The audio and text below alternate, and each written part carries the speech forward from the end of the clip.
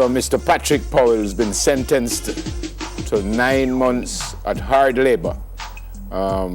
He was last month found guilty of failing to hand over his firearm to the police for inspection, and he was sentenced, as I said, 9 months hard labor. Still, they have not received the firearm. So he was found guilty. He is or was a licensed firearm holder in July 2011, failed to hand over his weapon. The police wanted the weapon for inspection in relation to the 2011 shooting death of schoolboy Kajil Mays, but he told the probation officer that his gun was stolen from his safe while he was in police custody, and he still has not handed over the gun. So, Mr. Well, I Powell, guess if he's saying it was stolen, there's no way he could hand it over because he'd have to retrieve it. But 9 months at hard labor, and I was reading in the newspaper the DPP was saying that it is serves as caution for firearm holders, says the DPP. Yeah. So, what is hard labor? What does hard labor mean? What hard labor mean? You're supposed to in there do some work. Yeah, but when you say hard labor, what that mean? I mean, I know I used to see in the movies that you go mash up rocks. I used to see, when you pass Tambourine Farm, I used to see like the guys out there and them, cut the grass on the roadside and doing things. I'm because not sure. don't the prisoners used to make license plates and stuff? They still do that, or we bring the license plate from foreign now? I know them. But I don't know what hard labor mean. But hard labor, I suspect mean you're going to some work while you're in there. Well, right. We will hear more because I suspect he's going to appeal. And I don't know if he can. Well, apparently they took him straight into custody yesterday, I think. But if he appeals, I think you could stay out while you appeal. I think. I don't know. But let's see. What else is happening? This is tragic. The police are treating as a missing persons case Tuesday night's disappearance of 3 fishermen who were part of a 4-man team. So they're in their 8-foot fiberglass vessel which capsized between Pedro Keys and Rocky Point. One of the men managed to swim to a nearby key where he was rescued by the JDF Coast Guard. So I suspect he's the person which would have told him it was 4 of us. So the police say the search is expected to commence shortly to locate the other 3 men. Shortly means it would have probably happened. When you say 8 foot, 8 foot how? 8 foot. That's that, but not very small, because me 6. Right, so lie down. Yeah, so it's just a very small boat that. If you see some of the boats, they go there in and never. Yeah, but they're not a small boat. I'm 6 feet. Yeah. No, I rate them because, let me tell you something. Well, so they're saying what? And them are carrying things in it and, it's not an easy life, Let's hope they will find these. It's not an easy life, Well, they said 3 fishermen, Okay. All right, 9 restaurants ordered closed in Mandeville. The Manchester Public Health Department, they've closed a total of 9 food establishments. Wow. As they were deemed to be putting the public at risk. Well, that's not good news. No. Among those are all 5 located at the Manchester Shopping Centre food court. And apparently that was shut down less than 3 years ago.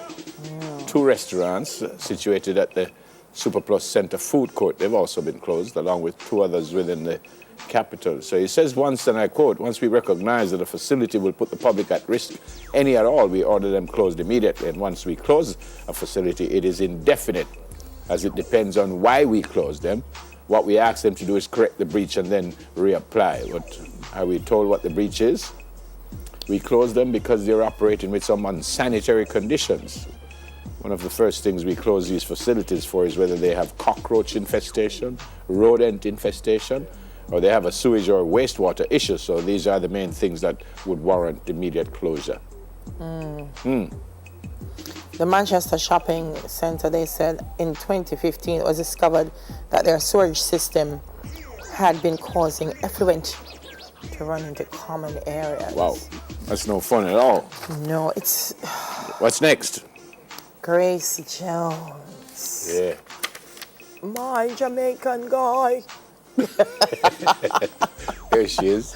So there's a biopic looking at the Jamaican-born singer, actress, and model, and that's going to happen at the Toronto International Film Festival, which is in Canada next month, from September 7 to 17. The film offers an unconventional peek. Well, if it's into Grace Jones' life, it would be unconventional. Yep. They say she had fiercely controlled her public image, this is true, but made the bold decision to unmask. The film is a deliberately present tense experience. The UK-born director spent more than 5 years with Grace, utilized a decade's worth of footage. Wow. These include photographer and graphic designer Jean-Paul Gaultier, with whom she had a son, and Jamaican music duo Sly and Robbie. Born in Spanish Town, she migrated to the United States at age 13. Do you know her brother has a mega church, by the way, Bishop Jones? And I didn't know she was born in Spanish Town either. Yeah, man, their parents were pretty religious as well. Okay. So, but able upon Grace Jones' face, man. She's quite a character, isn't she? Let me tell you. That's why when we talk about Jamaicans, you know, and what we do, you know, Grace Jones just hit the world, and the world was just like, what? Who is this woman? Yep. Where she come from? Oh, she looks so, she's so amazing. Like, Grace Jones, man. Nice. And what's the last one? The divorce is off. Brangelina lives to see another day. Brangelina. Yes, Brad Pitt and Angelina. Brangelina.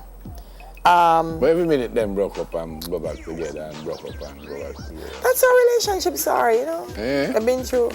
Yeah, and yes. And then I don't know if the film thing work either. Because you go do a film for a year in a different country, and your wife and children see you, and then she go and do a film for a year someplace else, and they go and work it out. Brangelina go and work it out. They have, look at their kids.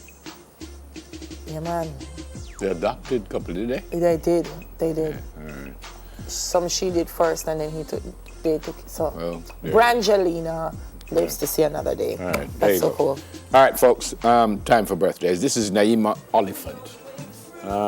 It's Naima's birthday today. Naima, your dad, Paul, loves you like crazy. He says happy birthday. We all say happy birthday, Naima. Coming up in a second, Naima. Don't worry. We're soon. There you go. Naima, have a brilliant day today. Many happy returns. Hope you live to see many more. That's what I mean, Naima. And your dad, Paul, says happy birthday, and all your friends and family, they love you like crazy. So have some fun today. My phone battery dead. And a lady asked me for your birthday for her, and I I'll have a discharge later on in the show. I'll have a discharge. I know never, but I reached home last. I had rehearsals until later. For what? A dance hall comedy review called Dataguan, Jamaica. You doing it? Yeah, and Orville Hall is the choreographer. So Nobody's when I your reached thing? home last night, I couldn't find a WD-40 if I put on my knee. I just so the phone never reached a charger. Yeah, but you just have to just go on it to jump back up. Happy birthday, folks. Have a great day today. Never.